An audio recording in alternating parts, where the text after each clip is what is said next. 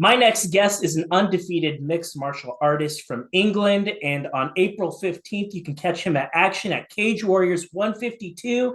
That happens at the BEC Arena in Manchester, England. He is the man with a golden left hand. And he joins me right now. His name's James Power. James, thank you for being here, sir. No problem, mate. Thank you for having me. It is an absolute honor, James. I like watching you fight. You do a lot of things that excite me. You're very, very fast. You're very, very powerful. There are so many things about your game that I wanted to see when you fought Adam Shelley. I wanted to see how you were going to be able to manage his distance, his range. He's a guy that's really big. I think of Taekwondo with him. I think of kicks. I think of a really difficult opponent. That's a tough matchup for so many guys. I'd love to get your thoughts on that fight against him because you're talking about making your Cage Warriors debut against a very high caliber opponent. Yeah, definitely. Like we give him a lot of respect. Like there's a lot of things that he does really well. Like you say, he's very big for the weight class in terms of his range and like his height, which poses a lot of problems. And I feel like that's where he's been so successful because he's able to keep the guys at range at the end of his shots. Been that Taekwondo style of fighter, using his side kicks. Very Wonder Boy esque. So my game plan was like pressure, really, like stay in his face the whole time. I feel like, no respect to Taekwondo as a sport, but the guys that I fought before on kickboxing scenes of that background generally crumbled a little bit because they used to kind of like action, action, action, pause, reset, you get a little time off the mat, and then they get to go again. Whereas I'm a bit more used to like high pressure from the K1 stuff where it's like you're forcing the action all the time. So I felt like using that to my advantage, been in his face. But yeah, that was it really. There's just to pressure him, and I felt like I definitely had the power to put him away. But to be fair to him, man, he weathered the shots reasonably well. I feel like everyone I landed definitely took away from him, and he sort of wilted. But some of the left hands I landed, I definitely thought like, oh, if, this lands, it's gonna do the business, and he took them really well. So fair play to him, man. It was a really entertaining scrap, obviously in front of a away crowd there, been in his kind of like home turf over in Belfast. So yeah, it was a tough opposition, but yeah, really good fight for me. When I was watching this fight, and this is just me thinking about it as it's unfolding. I was predicting. I was like, okay, Power is probably going to get center control. He's the smaller or the shorter guy, I should say. He needs to get inside and he needs to connect with that left. I was thinking to myself for Shelley, I was like, okay, leg kicks, like attack the calf. You need to mitigate that pressure. You need to use that footwork because Power's going to come in. Were you expecting more calf kicks from him? Because I didn't. I can't recall him landing very many, if any at all, in the fight. Not at all. I think he threw maybe one or two low kicks, but obviously I've had quite an extensive background in kickboxing, so it's like nothing new to me. Like with the low kicks coming in, the calf kicks. So like, I have good counters to that anyway, and I feel like the one kick that he went to land low, countered with him straight away, and it actually wobbled him, rocked him back to the cage, if I remember rightly. So I probably just kind of like took that tool off him pretty early doors. As well, having been on his heels the whole time, he's not really able to set his feet to land the kick. So I was forcing him to constantly move because anytime he stood still, he was getting tagged. So it probably just was quite difficult for him to fire them shots off without him, being able to be on the front foot or get his balance set. In the beginning of the second, James, were you surprised when he like grappled you to the extent that he did? Because he like wanted to make it like a complete grapple match. I thought number one, it was fantastic coaching because that's what I would have done. That's what I would have told him if I were in his corner. Be like, okay, listen, we're going to give him a different look now. He's getting the better of these exchanges. Let's not fight with our ego. We know we're a striker, but let's give him a different look. Let's start grappling with him. I was surprised in seeing it that he went out and was so aggressive with that grappling. Like, did that throw you off in the beginning of the second round? And yeah, to be fair, I was quite surprised. I kind of thought it'd be same again, second round, and try to keep some range and I'll just put the pressure on. And like I said in the interviews before the fight, I thought I would put him away in one round. So I was quite like surprised that he'd made it to the second, but I knew towards the end of the first that I was starting to wear on him. I could see it and feel it in his demeanour and that. So yeah, I was really surprised that he come out looking for the takedown early doors. yeah, so it was surprising, mate. But like you say, it's probably good tactics on their part with the cornering and stuff to try and switch things up in that moment. It was a big moment for you. You made your Cage Warriors debut. It was a bit of an away match for you because you're fighting in Northern Ireland. I know he's an Irish guy, and I know that that's kind of his backyard, so to speak. Not really, but kind of. So I was just kind of curious, like, were you feeling that all the pressure for this bout was kind of more so on him and less on you?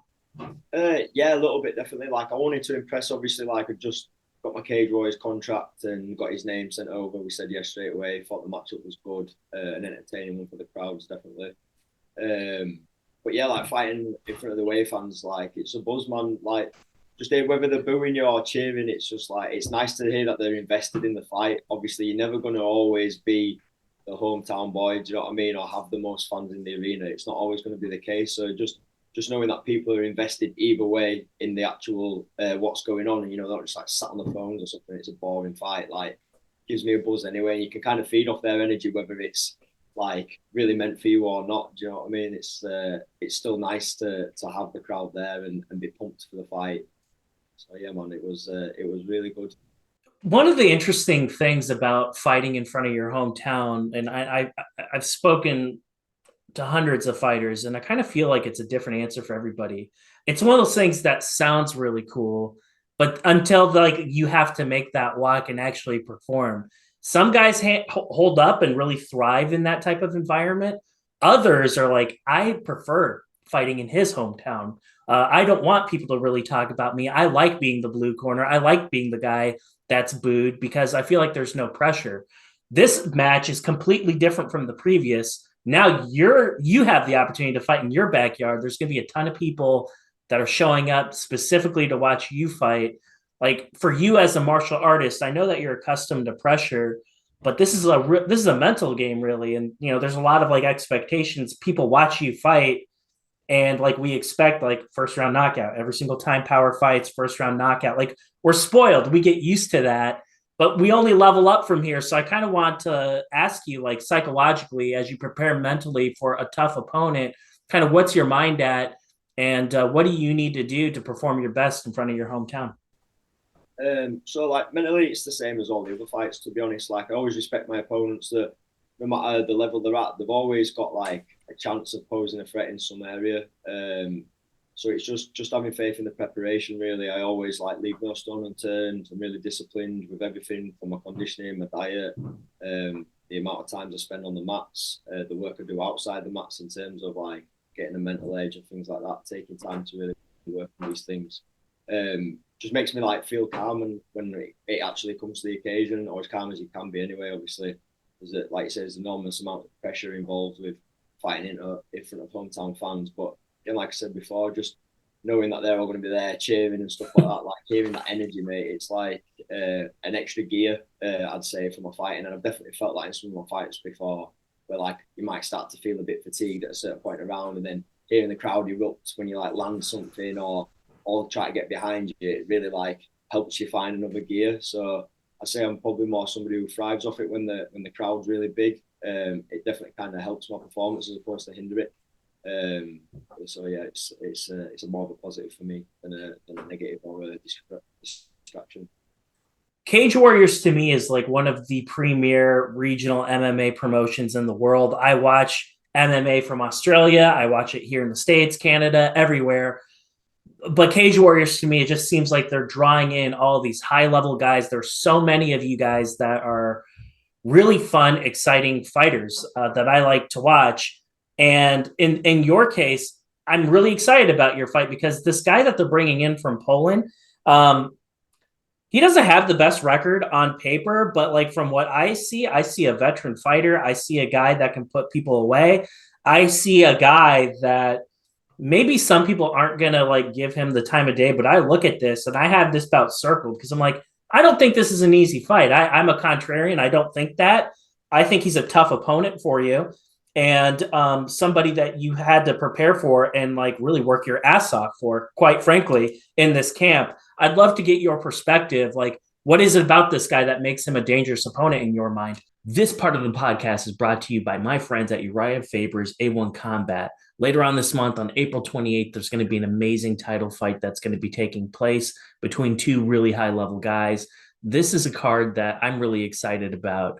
A lot of really interesting fights between some of the top up and coming prospects on the West Coast. I highly recommend you guys check this out. It is going to be streaming on UFC Fight Pass, so make sure you check that out. And if you're in the Southern California area, why not just go to the fight? I am going to go ahead and in the description for this video include all of the information on how to attend or watch this event. Make sure you guys check it out. I fully agree with you there, mate. I don't think his record necessarily is something to look at in terms of negativity, in terms of he's got some losses on there, but he's still won more than he's lost. And like you say, he's got finishes on his record, man. And he's like you say, he's a veteran. He's been on the KSW circuit, which is a very incredibly tough circuit to be on. And then come over to Cage Warriors, fought George, who was a title holder straight away. Lost that fight, but made it to round 2 in that one, and he took that on short notice. And then in the fight previous, obviously, he won with that pretty slick heel hook in round 3, pulled that one out of the bag, really. It was quite a competitive fight up until that point. So like in terms of his record, I'd agree with you. He's not necessarily everything that shows, and he is a tough opponent, and we have prepared towards his skill set. So I do think he's got some skills in some areas. A lot of people would just call him tough, but I actually think he's quite skilled in certain areas of combat, which we prepared really well for. But ultimately, I do feel like, especially in the stand-up, I have a serious advantage when it comes to my footwork and my kind of arsenal of strikes that I have at my disposal in comparison to himself. So yeah, man, I'm excited. I think it's going to be a really good fight. He's almost like in like Cage Warriors terms, like regional terms, he's almost a bit of a gatekeeper. Can you get past this guy? If so, right, you can go move on to the upper echelon of the division potentially, or if not, then maybe you need to go back to drawing board. Certain skills you need to work on before you come back and try and fight at that level. Someone of that caliber again. I feel like it's a real kind of like stepping stone fight for me. I completely agree with everything that you just said, and I do feel like there's going to be a shakeup pretty soon. I know Hardwick's the champion, but I don't think he's long for the promotion much longer. You're talking about a guy who's incredibly skilled. And to be quite candid, I'm kind of surprised he's still around. I kind of figured last year he would have left. But this will probably be the swan song. This has got to be it. With another title defense, there really is there's nobody else for him to fight. I'd love to get your perspective, though. When you look around the other division, there are other guys in your weight class that are really good. Adam Cullen immediately comes to my mind. He's a very high-leveled, highly skilled fighter, but there's so many, obviously you, but then there's so many others. I just like to get your opinion, James. Like when you look at your weight class in general, who are some of the guys that have your eye? What's your thoughts on this weight class? Yeah. I think I'm in agreement, mate. I think George has been the top of the weight class for a while now, and he's deserving of moving on to the next level. And I think he's talented enough to thrive at the next level as well. He's got a great skill set, and he's an entertaining fighter. In terms of who's next, kind of in line and things like that, there's I think it's Jake Hagens, the Belgian fellow. I've seen him fight a few times now, and again, I think he's got a few losses on his record, but I think since he's been on Cage Warriors anyway, the fights I've seen on there, mate, he's been phenomenal. He looks like a great opponent. He'd be somebody I'd expect to be up there looking at a challenge for the title. And then, like you mentioned before, Adam Cullen, he's on a tear, undefeated fighter, good prospect from a very good gym, over at Next Gen. So, again, I think he's up there at the top of the division. And then they've just signed quite a few other lightweights as well for some of the cards coming up. I think there's been a few Italians signed for the Italian card, and few more Irish fighters, I think, for the Dublin card. So I think the division's getting a little denser as well, which is nice. But yeah, I'd say like Cullen and K. Hagens, I would say it's arguably like they've been in Cage Warriors for quite a while now, and they've been getting good wins against good opposition. I'd assume that they would be next in line, really, if you're doing things off performances. Absolutely. Well, I also think, with a couple more wins under your belt, like your name is right in that equation as well. I like watching you fight. I could already tell a ticket seller. People go to these fights to watch you fight. And I wanted to ask you, James, a little bit kind of about your background. Like my show is based here in America, and I've been talking about Cage Warriors for a very long time. I think you're a special person, though. I think you're a special fighter. I think we are going to see you advance to that next level here in the near future. But I just like for you to tell my audience a little bit, kind of like who are you? Like where did you kind of come from? And most importantly, like why do people pay money to like watch you fight? I'd love to know the answer to that because very seldom is it that you're just in this for in it. You're just in this for yourself. There's typically a bigger reason why you're doing this because this is a very very difficult sport to make a living out of. Yeah, damn right. Yeah, so I spent a lot of time growing up doing kickboxing. Did that for a long period of time and coaching as well during that from a young age. Got my own gym, which is a mixed martial arts gym now, but predominantly teach striking there as well. Got into MMA a while after my kickboxing fights. Just I'd always been a fan of MMA, but like because I'd done kickboxing first, I just kind of stuck with the kickboxing because I loved the K1. Was a big fan of Peter Ertz, Crow Cop, stuff like that. And then seeing Crow Cop do like the Pride fights and stuff like that. And obviously the move to UFC really drew my eye to the UFC a little bit more and watching fights like that. So then I thought like, oh, let's try the whole MMA thing. But to be honest, mate, I found it quite difficult at first. Taking to a new sport, like trying to learn jiu-jitsu. I remember going to my first few gi classes. Man, this isn't for me. Do you know what I mean? Being a beginner all over again. Like the ego was suffering a little bit, I'd say. But yeah, like soon put that to one side. Like I'm a hardworking guy. Like from a long time, I've had my own businesses and stuff. Worked very hard for everything that I want in life. Mate, I've got a lot of junior fighters at my gym and juniors that look up to me.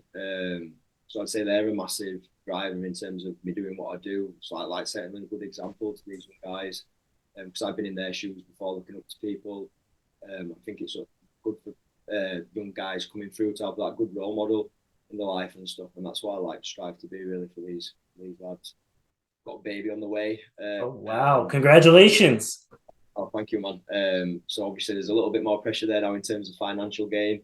Yeah, absolutely. Trying to make it to the next level. Just want to take it as far as I can, man. And I think I do belong at that next level. And hopefully I prove everybody right in Manchester in April. I have two final questions for you. The first question, favorite English fighter of all time, who is it? Favorite English fighter of all time? Have to be Bisping. Okay, wow. Okay, I'm a Dan Hardy guy, but that's an acceptable answer to me. Yeah.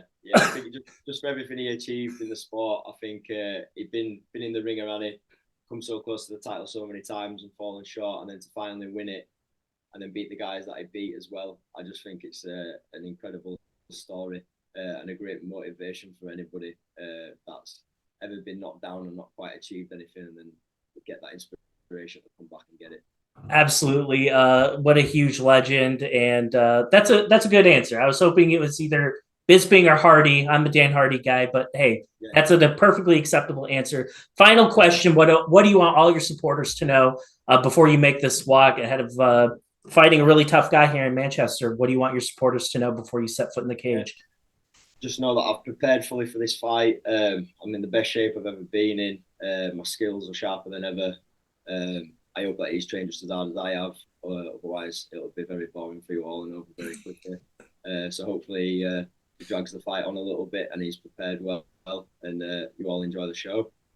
All right, perfect. Well, James, I want to give you the final word. If there are any people that you would like to thank, if there are any teammates or sponsors that you would like to talk about, I'd love for you to have the opportunity to do that before I let you go this evening. Thank you. I'll shout out some of my teammates first. So just everyone down at ASW in Manchester, particularly the head coach, Kamat Akuru. He's a great coach, and he plans the whole fight camp out with an obsession, mate. He's a perfectionist, and without him there in my corner, it would be really hard to have gained the skills that I have done over the last few years that I've been training with those guys. And then secondly, my sponsors, man. Clinic Sport Therapy in Leeds. She's a physiotherapist. She's always there to help me out with any little niggles and stuff like that. A-rated power flush have helped sponsor me through this fight camp. Single and autos also, and Clinic Health Relief CBD oil. They've also sponsored me during this, and all those guys together have helped me financially with the fight camp. So I can't thank them enough, and it's helped make my training possible. Well, James, thank you very much for spending your evening with me. I hope to have you back very, very soon. You're an exciting guy. I'll be keeping tabs on your career as it unfolds. Thank you. Cheers, mate. Thank you very much.